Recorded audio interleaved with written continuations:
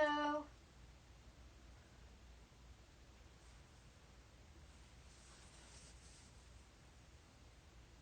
We're just gonna wait a little bit, give everyone a few minutes to get on.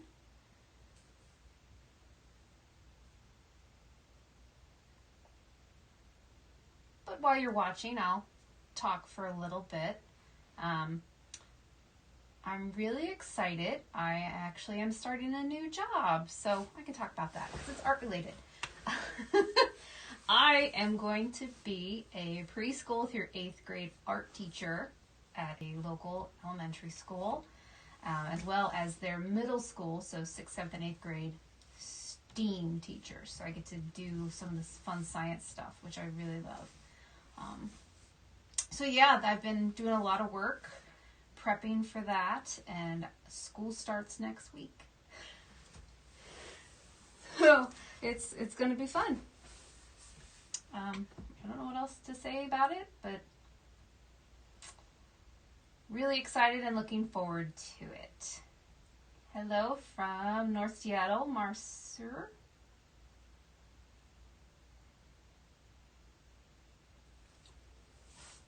Possibly give it about 3 more minutes, give about 5 minutes for everyone to hop on, and then I will get started with the live making of the pencil pouch.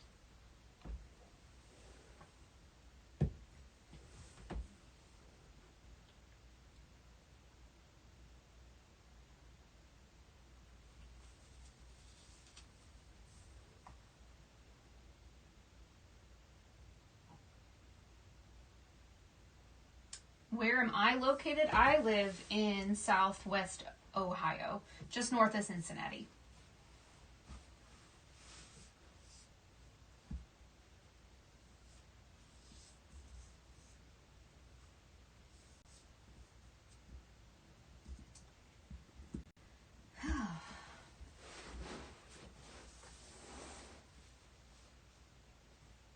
So tonight we're obviously going to be doing some sewing. So I have, as you can see, I have 2 cameras, and I will minimize this one that I'm speaking on right now when I'm over at my work table. And then I will maximize this one when I'm here because my sewing machine is right here where I'm sitting, so that you can kind of see what I'm doing back and forth and you're not staring at an empty screen. But because of the 2 different cameras, for those who have not been on here before, I will not be able to see any comments while I'm at my iron and kind of workstation. So I do have a moderator, Dawn. She's great, and she can try to answer any questions, but I will go back through them periodically when I come over here and at the end of the live to answer any questions if there are any that need answering. All right, we're going to give it 1 more minute, and then we'll get started.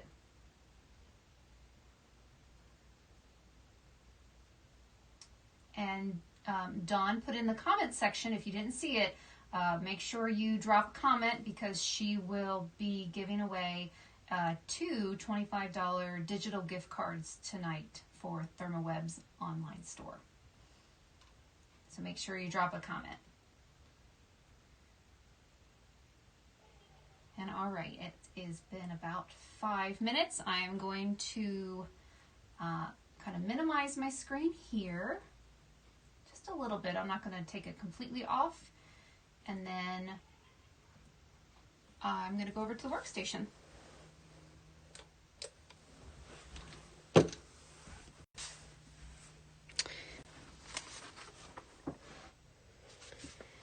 All right.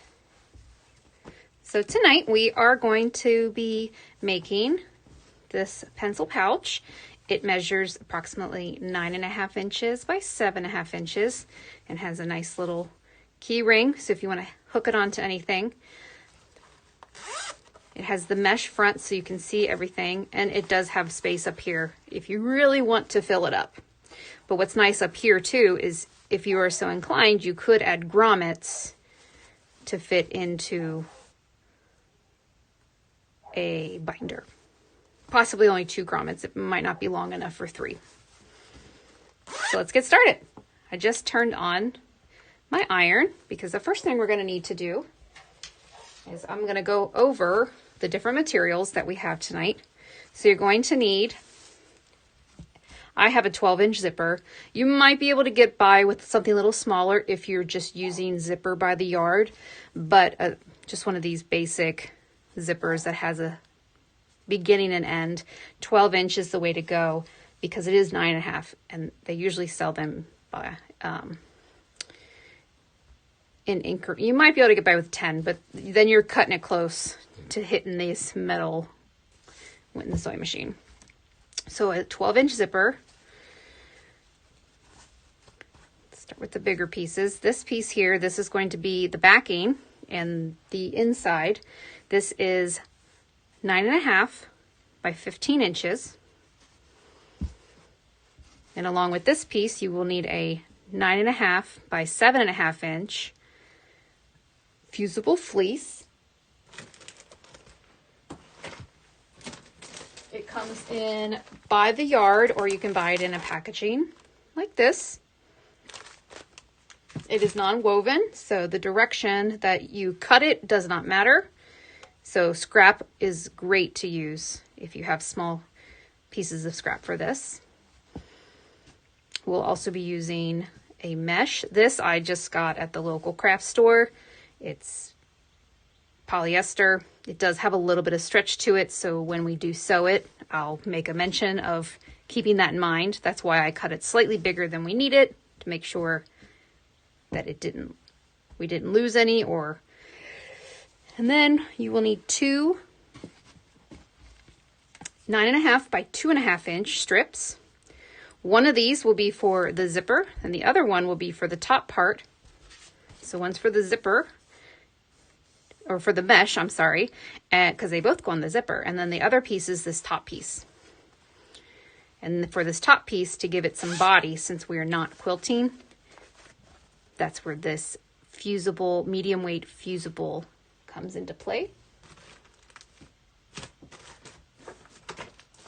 I was saying if I had a thingy right by me, which I don't, but it kind of looks like this. It's in a bag like this. It's just not, it says medium weight fusible interfacing. This one is a craft, so it's a little thicker. This is also great. This is actually from scrap that I had. Additionally, I don't have it over here, but a key ring.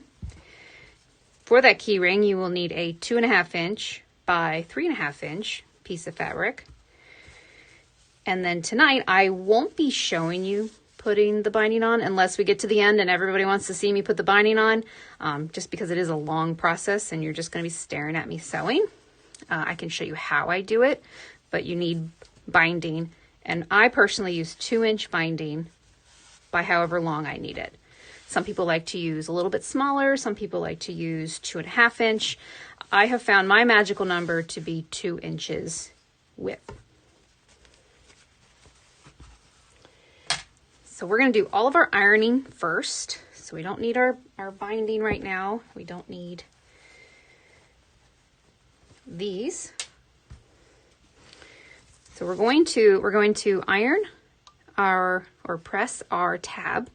So the tab, you're going to press it in half to get a crease. And then you're going to fold the raw edges to that center fold.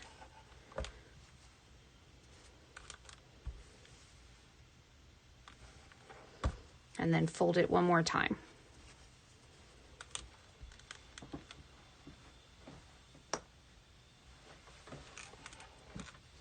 And then this, when we go over to the sewing machine, we're going to just stitch down both sides to give it a little top stitch, which I'll show you when we get done with it, but it'll look like that. Next, we need to adhere our medium weight non-woven interfacing to our 2.5 inch by 9.5 inch piece. And you can cut it slightly smaller if you want. I did not do that tonight. I usually do that, but I did not do that tonight.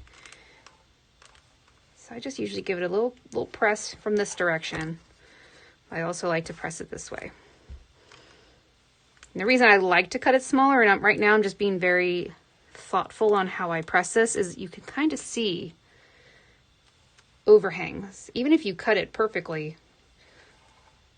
sometimes they just don't line up. So we have that. And then the last thing that we need to fuse is our fusible fleece to our back. Now you could take two separate pieces of material. So if you want a different outside fabric to a different inside, so by outside, this is the back, to a different inside, right, they're identical because we just fold it. We're just going to fold it over. If you want to have two different fabrics, you can just cut this in half. So it would be 7.5 inches by 9.5.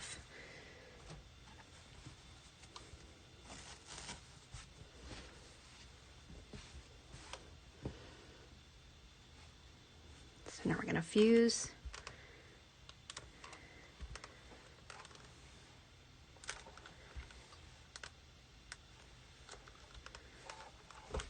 I haven't fused it completely yet. I'm going to fold it over, and then I'm going to use the iron on the back.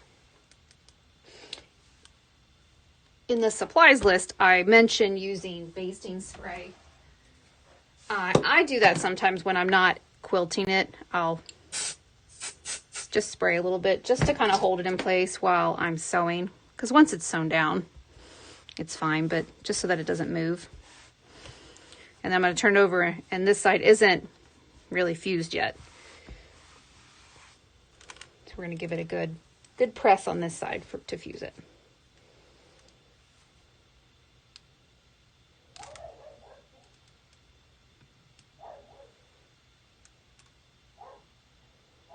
And this project comes together fairly quickly. Honestly, the longest parts are cutting out the materials and then the binding.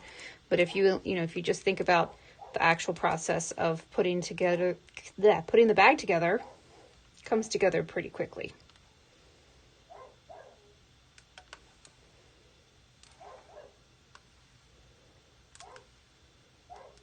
Okay. All right, so that's all the ironing I'm doing right now. So this we can actually just set aside. We don't need that till we're assembling the whole thing.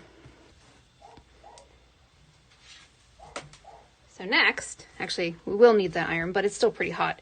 We are going to, forgot about this step. So we're going to do the same thing we did with our tab. We're going to fold our other 2.5 inch by 9.5 inch. This is for our other half of our zipper and our mesh. We're going to do just the same thing we did for our tab. We're going to fold it in half. And then we're going to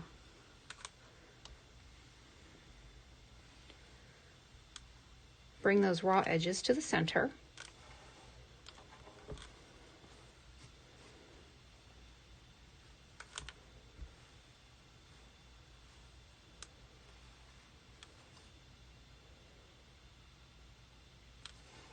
And then lastly, just fold it in half again.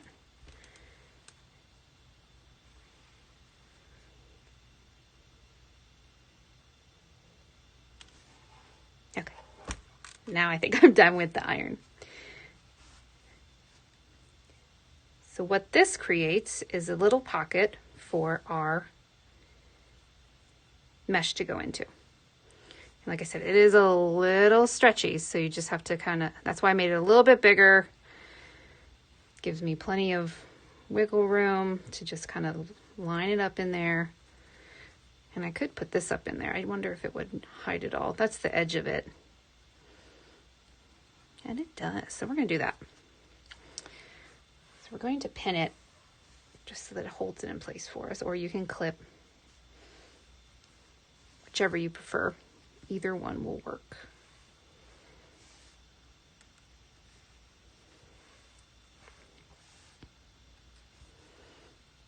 Okay. So what I'm going to do is I'm going to go over to the sewing machine, and I'm going to do a top stitch as close to the edge as I can. And I'm also going to then top stitch this while I am over there. It's just down each side.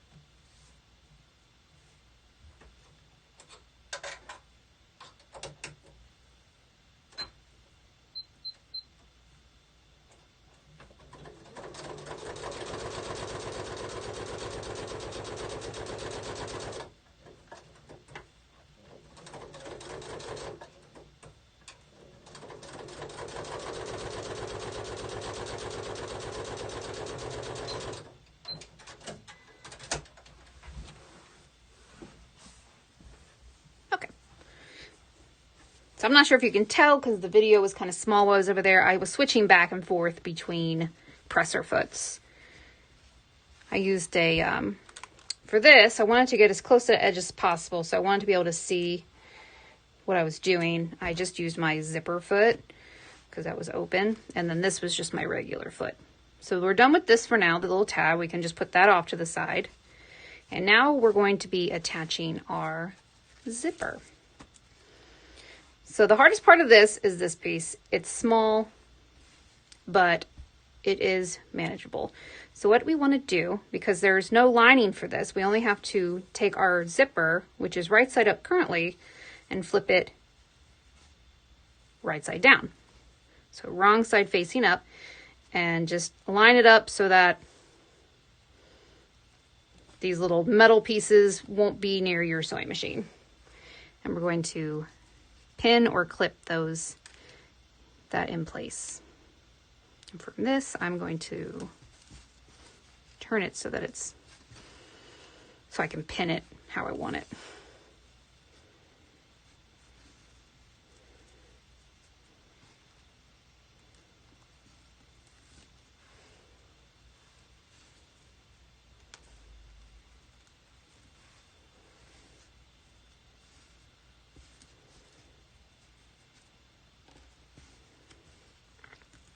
And what I'm going to do is take this over to the sewing machine, and with my zipper foot, I'm going to sew along here, pretty close to the edge, because then we're going to be turning about 1/4 inch is what you want to do. So essentially almost right where those needles are. We're going to do 1/4 inch stitch all the way down.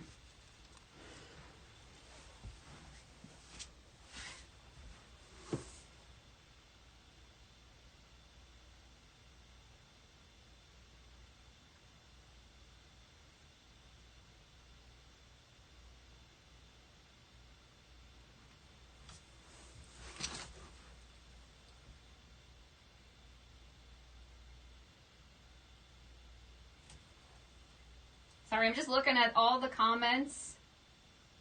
This is great for fat quarters, great projects for holidays, quick gifts, gifts for teachers, 4-H projects. My girls were in 4-H, but then, I mean, technically they still are, but we're just complicated with life right now, so we stepped back. But they do Girl Scouts too.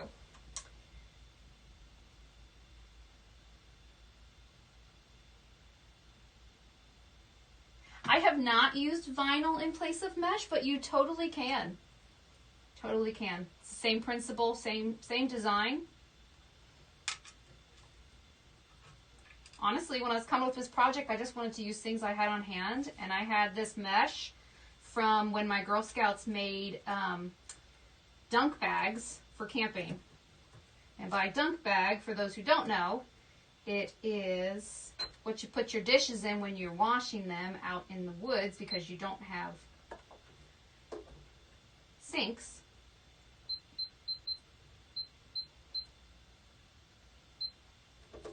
And, sorry, just get my... So when you're done, you put them in the bag, and that's how they dry. And also it's... You can then dunk them as well in like a sanitizing solution. And the mesh bag allows for them to drip dry and be hung up on a line.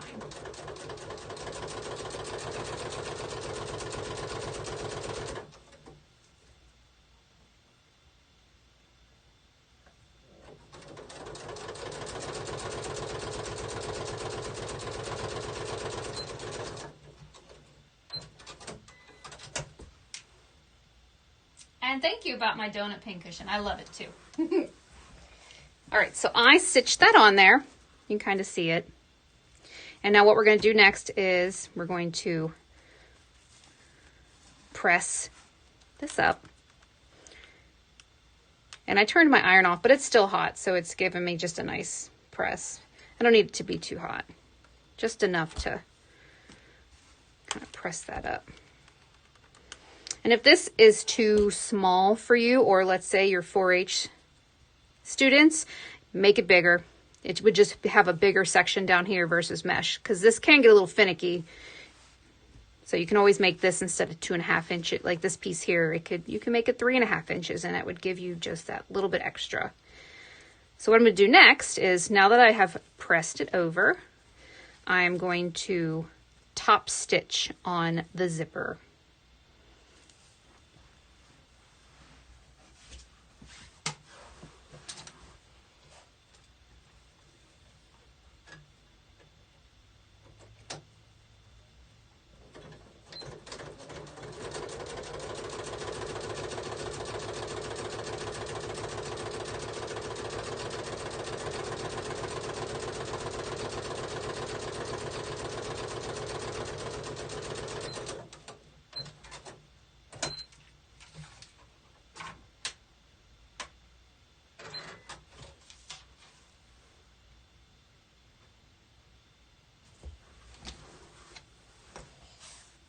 So that is now top stitched.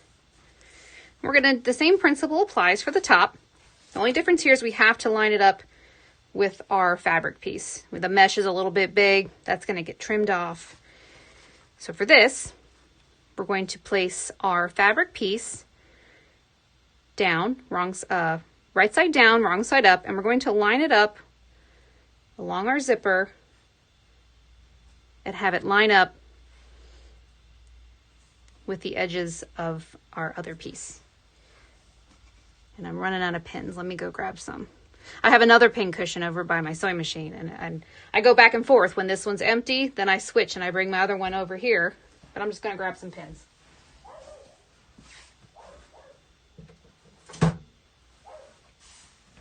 So yeah, normally I just would then switch. This one stays over here, and then the donut goes back over by my machine.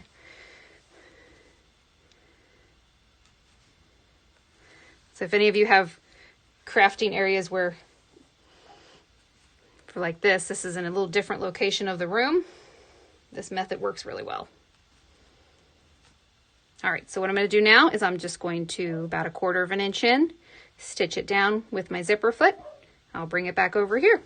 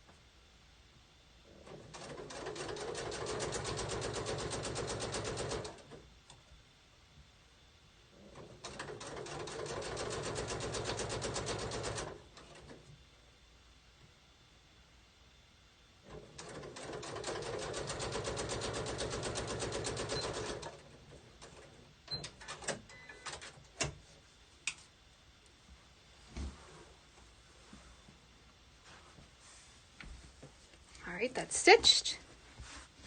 Same thing, we're going to press this up. It is technically off, but still warm enough. I don't feel the need I need to turn it on. So I'm going to top stitch along here.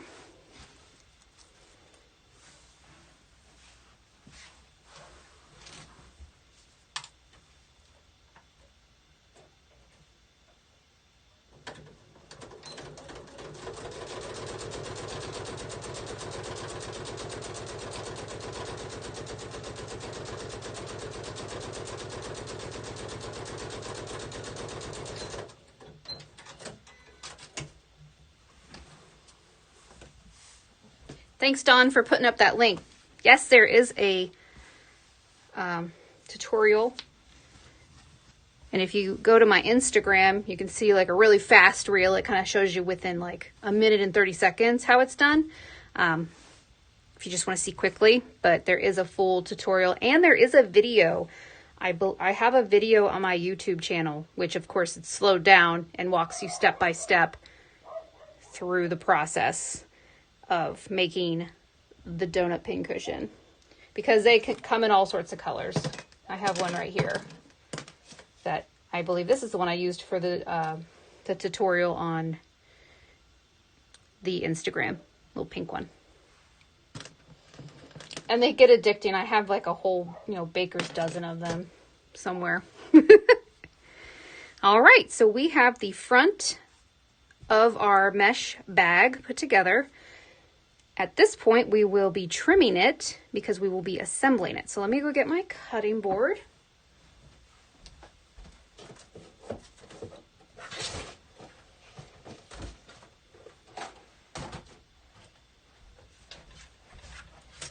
And my ruler.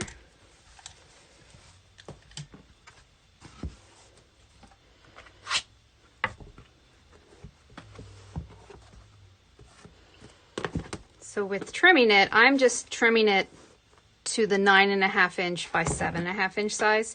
So this is a little too big, but I am going to sew it, I believe, with this still big, but we're going to trim our sides down. So you want to make sure you bring your zipper in. You don't want to accidentally trim that off. So I'm going to align this with each of these.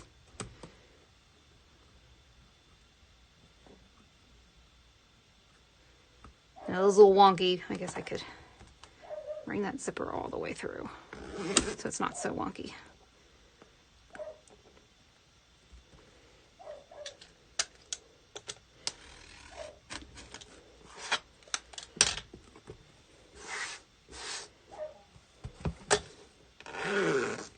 Just don't take it off. These zippers are not as forgiving trying to put them back on once they've come off. We're going to line this one up.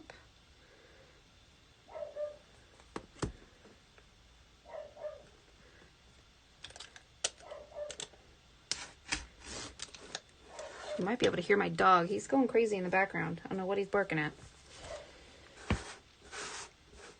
Okay. So as you can see, the mesh is a lot longer, but I do that purposefully so that it gives you just some leeway when you're stitching it down here. Okay, so you're going to, it doesn't matter if the open knit is at the top and the folded ends on the bottom, it doesn't matter, it's going to get covered by the binding.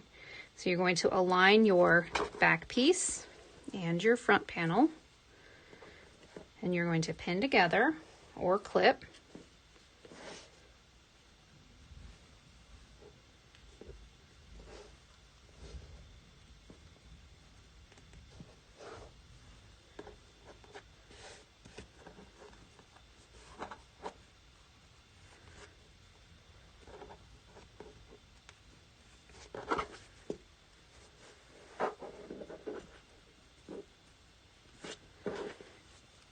And then this is where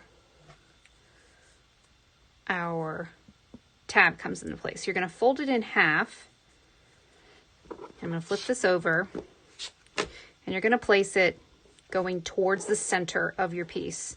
And you can kind of decide where you want it. I suggest not putting it where the zipper is. That would cause extra bulk, but possibly just right above it and pinning it in place.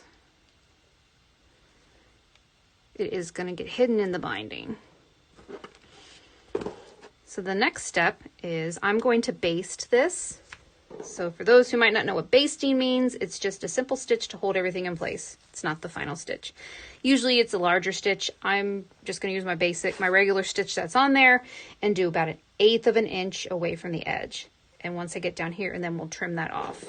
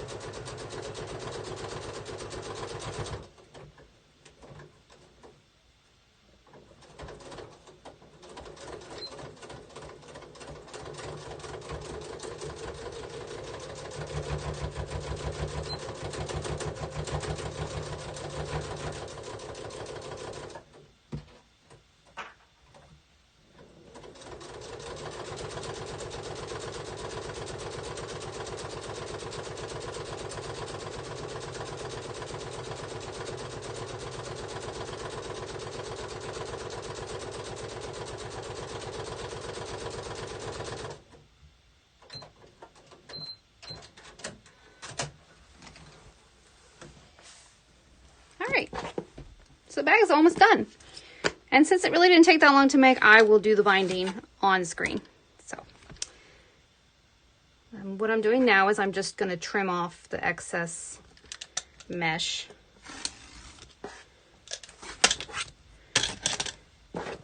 And the last thing to do is put the binding on. So when I do my binding, like I said, I use 2 inches. I always start, I am not a hand binder. You can hand bind this if that's what you like to do, go ahead. I like to machine bind. So how I do that is I always start on the back, and I will start and I stitch, I believe it's just my middle section of my, you start to learn your machine, and with my machine, for my perfect binding it's about 3/8 of an inch, but it's just right, it's the middle of my sewing machine. It's where my needle like sits in the middle, guided by my regular foot on the edge. That's how I figured out my perfect binding. Everybody's machine is different. Everyone has different feet for the machines, so I would test yours to figure out what your perfect binding is. You might already have that. So I'm going to put this on, and I'll just give a brief demonstration on how I do the corners, because you won't really get to see that when I'm doing it. I believe I have a video somewhere, or maybe we did one before on a live, but I don't remember. So what I do is when I get to the corner, some people will take it and they'll sew, and they'll come about 1/4 of an inch, and then they'll sew to the corner and then take it off. I have eliminated that step with how I do it. What I do is when I get close, I pick this up and I pinch it, and I pinch it to the corner, and then I press it down. And then I keep sewing until about 1/4 of an inch. Now you can't see it or feel it, but I can feel where that fold is, and I will stop my machine right there. I will keep my needle down, and I will pivot right here, so my needle's still down, and then I will lift my needle up. I will push this up, and then put my needle straight back down and keep stitching. And when I'm done with this, I'll show you how it looks and how it will give you the mitered corner. So I will go stitch this, but I'm actually going to start on the bigger section. It's just easier when you're connecting the two. Let's start right here.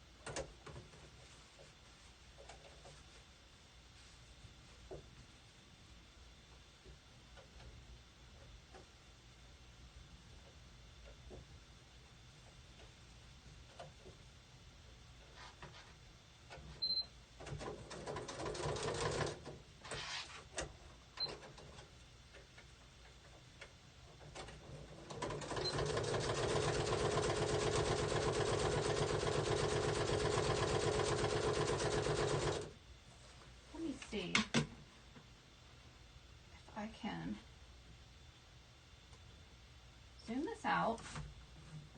I'm not really sure you'll be able to see what I'm doing. So I haven't gotten to this corner yet. It's kind of, I almost need a camera straight down on me, and don't mind the messiness of this room.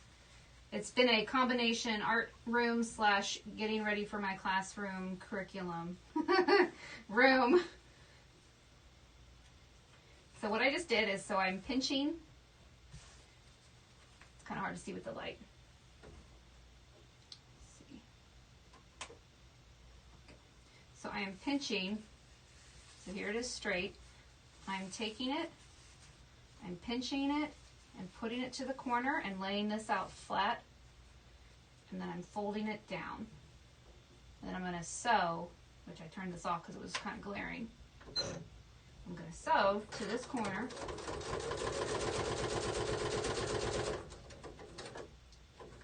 Stop approximately 1/4 inch. Flip it, my needle's still down. And then I'm going to lift my needle. I pull it out just slightly so that I can push that up, line it back, and sew away. Now I am coming up to the tab, so I'm going to back stitch. And just be careful when you're sewing over the zipper, nice and slow. And last corner. Pinch it.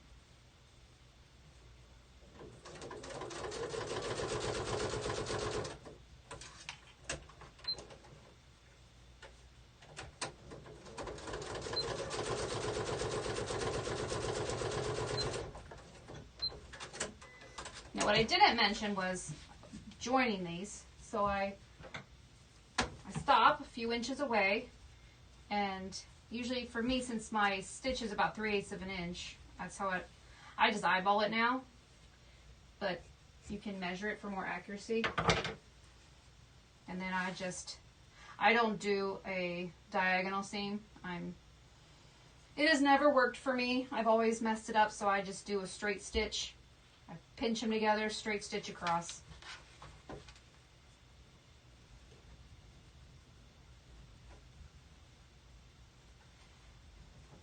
Smaller items, it's a little bit more finicky trying to get them to line up.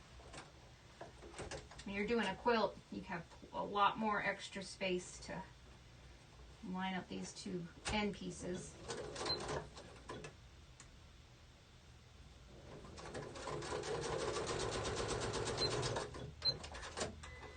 And once I connect them, I'm going to finish stitching it closed.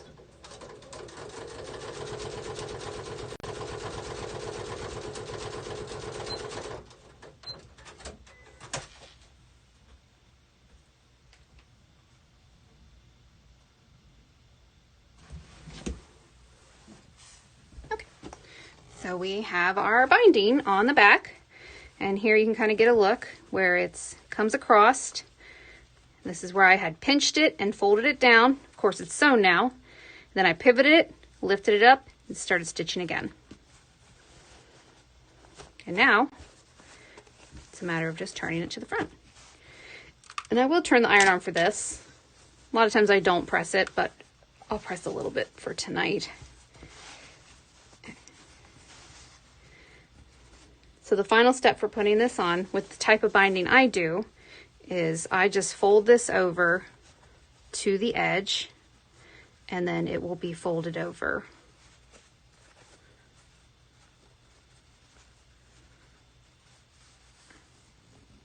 And sewn down. I'll top stitch around. And as you can see, because of how we did the corners, it's going to automatically kind of create that mitered, it's going to create that mitered corner for us. So I always fold this, I always fold this up when I'm sewing. It's just easier for me. So before I get to the bottom, so what I'll do is I'll stitch here and I'll stop, because trying to fold this up, it doesn't line up as well. I don't have as much ability to manipulate it versus if I stop what I'm doing, fold the bottom, fold that up, see how it presses over, and then fold it. See how that creates that nice, that one's actually perfect mitered corner. I'm quite impressed with that corner. Doesn't always happen, but that did. And I'll do the same thing as I work my way across the bottom. Once I get to over stitching right here, I'll stop what I'm doing.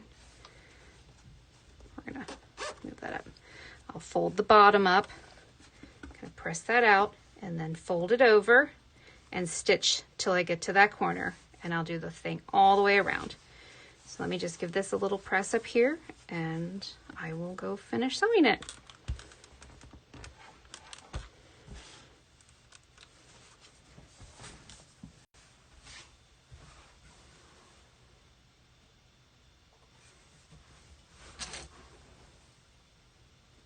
Does this work with double binding?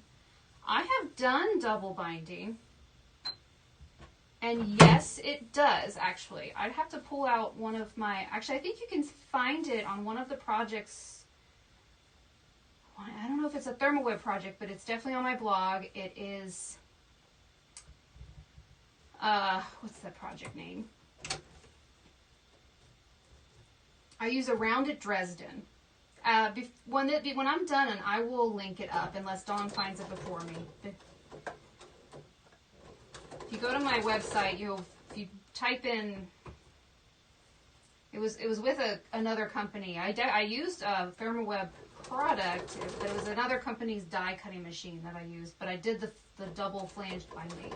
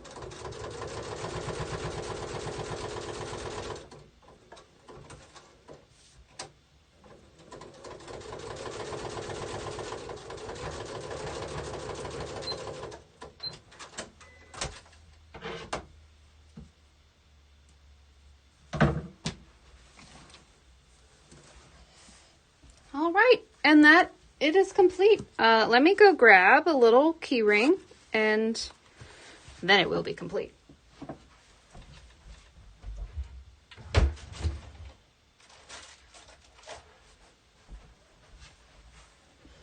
Then you can add all your cute keychains to it. Put a key fob on it. And I've seen tutorials where you can actually, if you want, you can stitch this up. I don't feel it's necessary. It kind of just comes up itself. But there it is. Nice little bag for gift, for a teacher, for just a fun, simple sewing project. So cute. And you could even quilt this if you wanted to. That's an option too. I suggest though, if you were to quilt your back piece, you make it slightly larger and then trim it down, because quilting tends to shrink up some of your fabric, just the pulling of the fibers. So I'm going to go back to the chat and see if there's any questions that I need to answer, and we'll keep it live for just a couple more minutes if anybody has any other questions. And then I believe Dawn will be drawing the winner of the 2 $25 digital gift cards.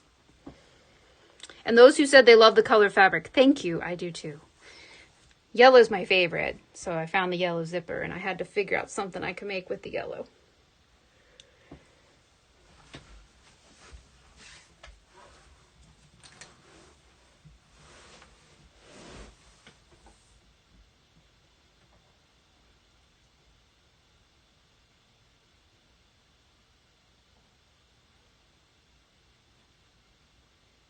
And you did. Okay, good. You did find the binding, the wide flanged binding.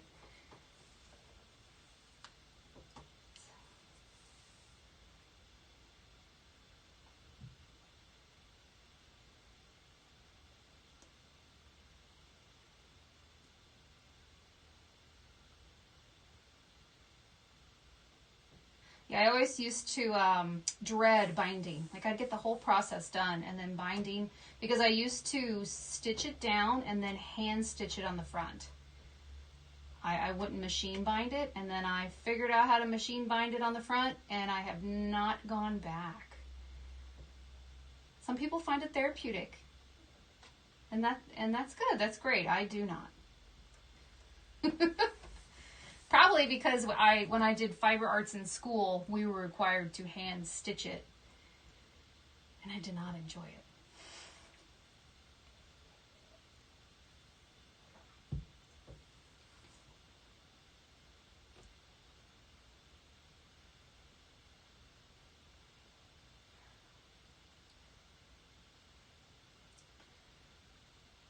Looks like the corners were a big hit. I will try to do a video demonstration with my camera a lot closer to the machine and see if I can upload that to YouTube in the next couple weeks. Like I said, school starts. My first day with students is next Thursday.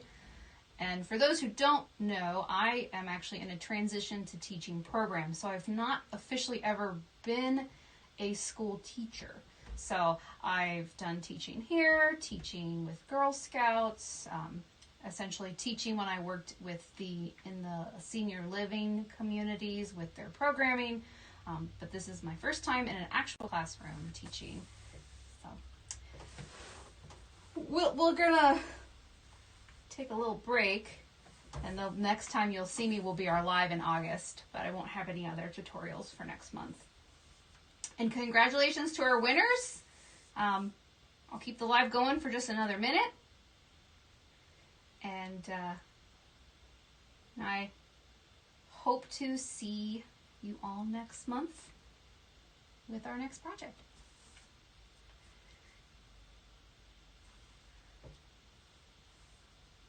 You were a substitute teacher and loved it. That is amazing. And since I'm teaching art, I've got the passion behind it, and I enjoy teaching and I enjoy children, so I'm hoping those all meld together and it all works out.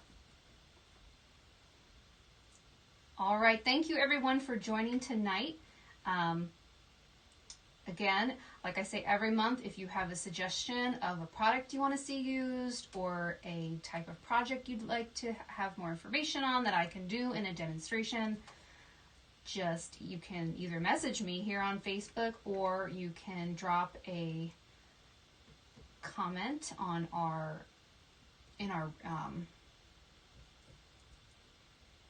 wall for the group. But there is also already dates listed for the next 2 lives for me, and you can go in there and leave a message on those as well. So thank you everyone, and have a good night.